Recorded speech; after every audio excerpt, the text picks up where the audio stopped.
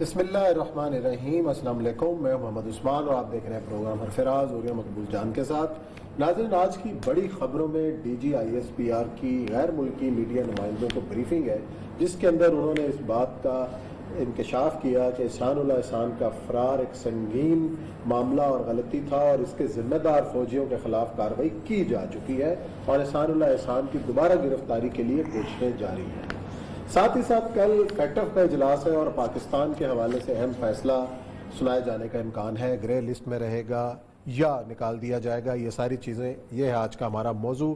اور ساتھ ہی ذکر کریں گے کچھ سیاسی صورتحال کا کہ بالآخر 20 ماہ بعد حمزہ شہباز شریف جو پنجاب اسمبلی میں اپوزیشن لیڈر ہیں، ان کی ضمانت ہوئی اور آخر انصاف انہیں اتنی تاخیر سے کیوں ملا۔ اور اس کے بعد ایک اور جلسہ ہوا ہے آج وزیر آباد میں، مریم نواز صاحبہ کا خطاب اور پنجابی کے اندر خطاب کیا، اور پنجابی کارڈ کیوں کھیلنے پر مجبور ہو رہی ہیں مریم نواز، اس پہ بھی کریں گے بات۔ اور آخر میں ایک اور اہم ایشو کہ جو ہمارے وزیر اعلیٰ پنجاب جناب عثمان بزدار صاحب نے ایک اہم پوسٹ پر اپنا بہت ہی قریبی ایک بندہ لگایا ہے، کون ہے وہ ذرا بعد میں آپ کو بتائیں گے، لیکن بڑھتے ہیں اپنے پہلے موضوع کی جانب۔ اور یہ صاحب D G I S P R کی پریس کانفرنس احسان اللہ احسان کے فرار کے حوالے سے میڈیا بڑا شور کرتا رہا، سوالات بھی ہوتے رہے، اور آج بالآخر بتایا گیا ہے کہ جو ذمہ دار افراد تھے ان کے خلاف کارروائی کی جا چکی۔ دیکھیں، پہلی بات تو یہ ہے کہ فرار تو ایک روٹین کی صورتحال ہوتی ہے۔ شاید آپ کو اندازہ نہیں ہے کہ بڑے بڑے جیل خانوں سے فرار کے اوپر اتنی بڑی بڑی رپورٹس بنی ہیں، بڑے بڑے ناول لکھے گئے ہیں، ان کے اوپر ہسٹری پڑھی جائے۔ فرار تو ایک فنامنا ہے، اور خصوصاً جب کوئی کرمنل اس لیول کا اندر ہو تو پھر اس کا فرار تو کوئی اتنا بڑا مسئلہ نہیں بنتا۔ ہوتا یہ ہے کہ اس کے آپ یہی کرتے ہیں کہ اس کے جب وہ نکل جاتا ہے تو پھر اس کو فالو کرتے ہیں، اور اس کے ساتھ ساتھ جو ہے آپ اس کو پکڑنے کی سرنڈر بھی اس نے خود کیا تھا آگے، سرنڈر کر کے اس نے ایڈمٹ بھی کیا تھا کہ ہم نے یہ کیا کہ اب دیکھیں اس ایڈمٹنس کے بعد ہوا یہ تھا کہ اس کے بعد آپ کو اندازہ ہو گیا تھا کہ آپ کا دشمن کون ہے، اور ہو سکتا ہے اس نے بہت کچھ بتایا بھی۔ ایسے آدمی کو ہمیشہ مارا نہیں جاتا کبھی بھی۔ اس کی وجہ یہ ہے کہ اس کے پاس اور بہت ساری لیتھل انفارمیشن ہوتی ہے جس سے آپ اور بہت سارے لوگوں کو پہنچا، کیونکہ جب وہ ایک آدمی جو ہے وہ ضمیر کا قیدی سا بن کے آ جاتا ہے تو پھر وہ کوئی نہ کہیں کچھ نہ کچھ انفارمیشن دیتا رہتا ہے۔ اب کوئی بندہ بھی بدنامی نہیں لے سکتا کہ اس کو فرار کرے اور اپنے کھاتے میں ڈال۔ اب پہلی بات ہے کہ فرار کر کے آپ کیا کریں گے؟ یا تو پولیس والا کام کرے، فرار کر کے مار دیں کہ فرار ہوتے ہوئے مارا گیا، وہ موت آئی ہوئی تھی مار دیا، ٹھیک ہے۔ لیکن جب وہ فرار کر کے خود ایک بدنامی بھی لے اور پھر وہ آپ کے اس سے ایکسس سے بھی دور چلے جائے تو اس کا مطلب یہ ہے کہ کوئی اور صورتحال موجود تھی۔ تو اچھا، دوسرا یہ ساری چیز اب کل فیٹف ہے، فیٹف کے حوالے سے جو ہے اہم فیصلہ پاکستان کے حوالے سے کل کیا جا سکتا ہے۔ میں اس کے اوپر میں بڑی تفصیل سے اس قوم کو تھوڑا ایجوکیٹ کرنا چاہتا ہوں جو ہمارا میڈیا پڑھ لکھ کے نہیں کرتا۔ دیکھیں، پاکستان پہلی دفعہ 2008 میں آیا تھا گرے لسٹ میں، ٹھیک؟ ہم سمجھتے ہیں فیٹف نے ایک دفعہ گرے لسٹ میں ہم رہ گئے تو پتہ نہیں مر جائیں گے۔ 2012 سے 2015 تک گرے لسٹ میں آیا، اور ہمیں پاکستان کی تاریخ کا سب سے بڑا آئی ایم ایف کا بیل آؤٹ پیکج ملا $6 بلین کا 2013 میں، ہم گرے لسٹ میں تھے۔ اس بیل آؤٹ پیکج کے بعد ہم نے انٹرنیشنل مارکیٹ سے، گلوبل فائنینشل مارکیٹ سے ہم نے قرضے بھی لیے، وہ کئی $1 بلین بنتے ہیں، اور آپ سوچ سکتے ہیں کہ وہ کافی تھے۔ اچھا، اس کے ساتھ ساتھ اس کے اندر جو اس کی پوری ہسٹری ہے وہ میں ذرا سا آپ کو سنا دوں تو آپ حیران ہو جائے گا کون کون سے ملک رہے ہیں، اور وہاں تو کوئی شور نہیں چاہتا۔ پاکستان میں میڈیا میں ہر بندہ جب اپوزیشن بھی اٹھے گی تو فیٹف، گورنمنٹ بھی اٹھے گی تو فیٹف۔ جی 1989 میں کوئی G7 ملک ہیں، انہوں نے مل کے کہا کہ یہ منی لانڈرنگ وغیرہ ہو رہی ہے، پیسے ویسے بہت اس طرح سے پیسے کا کنٹرول نہیں ہوتا، کو کیا جائے، تو انہوں نے ایک مانیٹرنگ سسٹم بنایا اپنا۔ یہ بالکل ایسی ہے کہ جیسے میرا پیسہ کسی جگہ پہ پڑا ہوا ہے تو میں مانیٹرنگ سسٹم، یہ کسی کا پیسہ میرے مانیٹرنگ کہاں سے آ رہا ہے اپنا، جیسے پاکستان خود بنا رہے۔ اور انہوں نے 2000 میں ایک لسٹ شائع کی، آپ اندازہ کر سے 15 ملک تھے، اس میں کیمن آئی لینڈ تھا، بہاماس تھا، ڈومینیکا تھا، اسرائیل تھا، لبنان تھا، ٹھیک ہے، اس کے بعد پاناما تھا، فلپین تھا، رشیا تھا، یہ سارے ملک اس وقت موجود تھے۔ پھر 2001 میں وہ 8 رہ گئے، ان میں ایجپٹ آ گیا، اس میں گرنیڈا آ گیا، گواٹیمالا آ گیا، ہنگری آ گیا، انڈونیشیا آ گیا، میانمار آ گیا، نائجیریا آ گیا، یوکرین آ گیا۔ 2002 میں پھر یہ لسٹ 14 پہ چلے گی، کچھ اور ملک اس میں ایڈ ہوتے رہے، फिलीपीन, रशिया फिर आ गया इसके अंदर, फिर तो ये सारे मुल्क आते रहे ग्रे लिस्ट के अंदर सारा कुछ। अब देखना ये है कि ये फैटफ वालों के साथ हमारे साथ कर सकते हैं अगर हम पूरी दुनिया को कसम से हमने सूली पे लटकाया हुआ। हम तुम्हें क्यों पकड़े हैं? फैटफ हो रहा है। हमारे साथ अदाब क्या आ रहा है? फैटफ हो रहा है। हम ये मेरे पास उसकी पूरी की पूरी सूरत हाल है। उसमें उन्होंने बेसिकली ये देखें, वो कहते ये हैं कि कर क्या सकता है। सबसे पहली बात तो ये है कि कोई इकोनॉमिक सैंक्शन लगाने की अथॉरिटी ही नहीं है। उसकी वजह यह है कि आप ना तो यूनाइटेड नेशन है, ना आपको इस तरह की चीज है। दो मुल्क हैं जो ब्लैक लिस्ट में अभी तक हैं, ईरान और नॉर्थ कोरिया। अच्छा, नॉर्थ कोरिया भी जिंदगी गुजार रहा है तो ईरान भी जिंदगी गुजार रहा है। ईरान में तो मैं रह के आया हूं, उनका भी पूरे किसी ने नहीं माना, ना इंडिया ने माना उनके साथ तेल खरीदते हुए, ना यूरोपीय यूनियन ने माना किस तरह पर खरीदते रहे। Banks will demand high level of due diligence. बस एक सिर्फ काम कर सकते हैं, तो अभी हो रही है सर। आप देखें उसके ऊपर फाइनेंशियल एक्सपर्ट्स क्या कहते हैं कि अगर ये काम बैंक्स कर लें तो अपना फायदा है, दो काम हो जाएगा। एक तो डॉक्यूमेंटेशन ठीक हो जाएगी आपकी, सही है, और दूसरा ये है कि ट्रांसपेरेंसी आ जाएगी। मतलब ये नहीं हो सकेगा कि अपना मैंने चोरी किया एक जगह से और अपने पीएम को कहा यार पैसे जमा कराया, और वो पैसे अपने खाते जमा करेंगे, भाई साहब किधर से आए हो, कहाँ आए हो, पैसा कमाया कहाँ से। तो एक तो आपका अपना जो है वो पूरे का पूरा फंडिंग, और दूसरी सर आप अंदाजा करें जिसकी हैरानकुन बात है कि मैं आपको उसकी ओरिजिनल पढ़ा देता हूं। It has no direct investigatory powers. किसी किस्म की कोई एक उनका एक छोटा सा ऑर्गेनाइजेशन है, 48 मुल्क के करीब इकट्ठे, close AML CFT regime closely to inform the contents of its blacklist. Some observers have criticized the use of the term non-cooperative in reference to the countries in the blacklist, pointing out that some may rather than acting defiance of international best practices.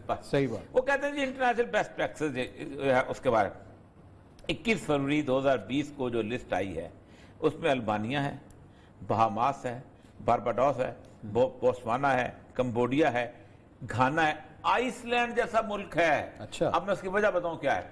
Iceland जो है इनको कहते हैं bankers country. उसमें हो जाता है कि बैंकर्स ने पूरे कौम को डुबो दिया था, तो कौम खड़ी हुई थी और कौम ने जाके पार्लियामेंट का घेराव कर दिया था और उन्होंने कहा था हम नया आइन बनाएंगे। उन्होंने कहा जी आइन, कहते ना ना ना, ये बैंकर्स के बिके हुए मेंबरान असेंबली हैं। उन्होंने 75 प्रोफेसरों को बिठाया था कि इन लोगों से आइन बनाओ। उन्होंने आइन बनाया था और वो बैंकर ने इंटरनेशनली कहा कि हमारा पैसा डूब गया, इनको ब्लैक लिस्ट में डाल दो। अच्छा, जमीका है, मॉरिशस है, मंगोलिया है, म्यांमार है, निकरागुआ है, पाकिस्तान है, पनामा है, सीरिया है, युगांडा है, यमन है, जिम्बाब्वे। ये इस वक्त उनके वो लोग बैठे। शोर सिर्फ पाकिस्तान ने मचा हुआ है, दुनिया पूरी। उसकी वजह यह है कि पाकिस्तान में हमारे एंकर्स जो है ना, उनको कोई और मौजूद, हम भी सुबह ढूंढ रहे होते हैं यार टॉपिक क्या है, शाम को पता चलता है कि कोई टॉपिक नहीं। एंकर्स को तो मौजूद चाहिए, लेकिन जब गवर्नमेंट का भी सीरियसली इस बात के पीछे पड़ी हुई है, सीरियसली इसको इम्प्लीमेंट करवा रही है, वो कहते हैं 29 में से 21 पर आपने इम्प्लीमेंट नहीं किया, इतने पे किया, क्या इतने पे नहीं किया। मैंने फिर खौफजदा क्यों? 4 या 5 जगहों पे जो फाइनेंशियल बड़े बड़े विजिट्स हैं जो कहते हैं हमारे पर, मैंने कहा यार मुझे एक चीज बताओ, होगा क्या? क्या होगा? पाकिस्तान का करेंसी बंद हो जाएगी, पाकिस्तान को डॉलर मिलने। मैंने 2012 से लेके 2015 तक रहे, आपको $6 बिलियन वर्ल्ड IMF ने पैकेज दिया है, आपने $25 बिलियन और दुनिया से फंड रेज किया है। उस वक्त भी ग्रे लिस्ट में थे आप, क्या हुआ? कुछ भी नहीं हुआ। मसला सारा यह है कि सिर्फ चंद एक लोग जो है ना, रजाक दाऊद की लेवल के, जो समझते हैं कि इधर से मैंने फोन किया और इधर से जो सिटी बैंक का चीफ है उसने कहा कि you want to take my transaction to put to it's done। वो इट्स डन नहीं होगी। अच्छा, वो जब फैसलाबाद में बैठा हुआ शख्स है, वो बंदा जो है वो अपने वहां बैंकर को जब बोलेगा कि यार तुम ऐसा करो कि मेरा माल वहां पहुंच रहा है, एलसी खोलो, तो 5 मिनट में एलसी, ये नहीं होगा। आपको पेपर पूरे करने पड़ेंगे, आपको बताना पड़ेगा कि मेरी फैक्ट्री में इतने मजदूर हैं, उन मजदूरों ने मिलकर इतनी शर्टें बनाई हैं और उस मजदूरों में इतनी पावर लूम है, इतने स्टिचर बैठे हुए थे, इन स्टिचर से इतनी चीजें आई हैं और इतने वहां पर ट्रांसपोर्ट हुए। सही। इससे 2-3 फायदे होंगे उस्मान साहब। पाकिस्तान में आपको पता है सबसे बड़ा स्कैंडल जो है वो रिबेट का है। यहां से करते क्या थे कि आपको एक टैक्स रिबेट मिलती थी और साथ साथ आपको कुछ पैसे भी मिलते थे, जो पैसे यहां से आपने एक बहुत बड़ा शिप लिया, उसमें पत्थर भरे और लिखा कि मैंने शर्टें जो हैं वो पत्थर जाके दुबई से पहले जरा सा कहीं डुबो दिया और दुबई में वहां पहुंच गया। वहां पे जाके एक अकाउंट खुला और वहां से वो पैसे जो ब्लैक वाले थे, जब पैसे वापस आए तो साथ आपने रिबेट के पैसे ले लिए कि हमने तो इतने डॉलर आपको लेके दिए थे, अब इतने हमें भी दो। इतना बड़ा बड़ा फ्रॉड हुआ है कस्टम्स के अंदर, ऐसे ऐसे लोग उसके अंदर पकड़े गए हैं।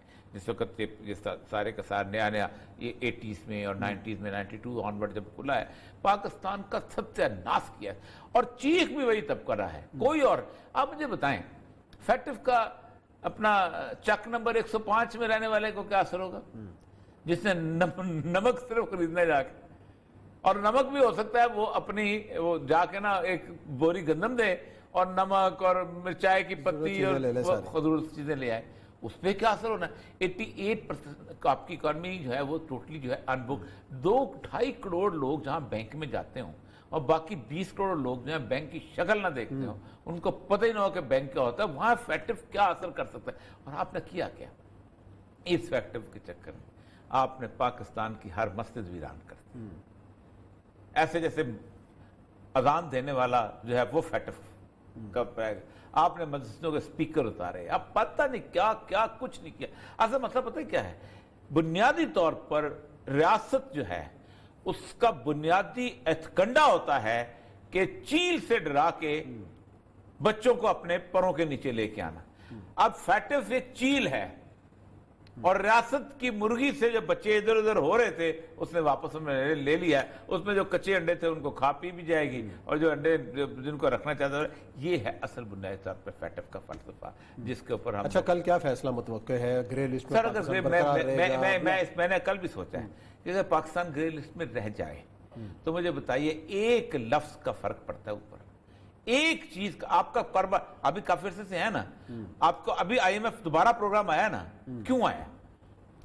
उनकी मजबूरी है सर। सब बैंकर के बैंक तो ढूंढता फिरता है कर्जा लो। अच्छा, फिर आप टेक्सटाइल, आप इसको दुनिया पूरी के अंदर हर जगह बंद है, आपका माल चल रहा है, आप खुले, आप सप्लाई करते हैं, आप उनकी मजबूरी है। उन्होंने दुकानें नहीं खोलनी वहां पर, उन्होंने शर्टें नहीं बेचनी, उन्होंने शूज नहीं बेचने, उन्होंने फुटबॉल नहीं बेचने, सब बेचने। तो मतलब यह है कि वो करेंगे। तो न डराओ यार, इसलिए कौम बहुत डरी हुई है पहले से, डरा डरा के हासिल किया हुआ। और एक तो मुझे ये समझ नहीं आती, हर रोज सुबह पाकिस्तान कल तबाह हो जाएगा, माश तबाह, ये बहरा अरब में डूब जाने वाला है। मैंने एक दफा इंग्लैंड में किसी बंदे ने, इंग्लैंड से किसी और मुल्क था, कह रहा जी पाकिस्तान के बारे में बड़ी फिक्र। मैं कहा मेरी बात सुनो, उस वक्त 20 करोड़ थे। मैं कहा पाकिस्तान में ना 20 करोड़ लोग सुबह सवेरे उठते हैं, नाश्ता करते हैं, दफ्तर जाते हैं, काम करते हैं, शाम को घर आते हैं, आके सो जाते हैं, सुबह सवेरे फिर उठ जाते हैं। यार कितने जालिम लोग हैं, वो 20 करोड़ उठ जाते हैं यार। और जितने लोग तुम्हारे यहां मरते हैं उतने हमारे यहां भी मरते हैं, कुछ ज्यादा नहीं मरते, बल्कि एक्सीडेंट्स में आपके ज्यादा मरते हैं। जिस जमाने में एड्स की धूम मची हुई थी 96 वाले, आप सोच सकते खौफ कितना था उस वक्त, और हम उस वक्त सुकून में थे कि कम से कम हमारे अंदर वो आदत खसायल नहीं है जो आपके हैं। तो असल में लोगों को नहीं डराना चाहिए, लोगों को रात की चैन की नींद इस मीडिया को चाहिए सुनाए, थोड़ी देर के लिए चले जी, देखते हैं चैन की नींद ये कौम कब सोती है और खुशहाली, और कल देखते हैं क्या फैसला होता है। ब्रेक लेते हैं, ब्रेक के बाद आएंगे और कुछ सियासी सूरत हाल का तज़किरा करेंगे।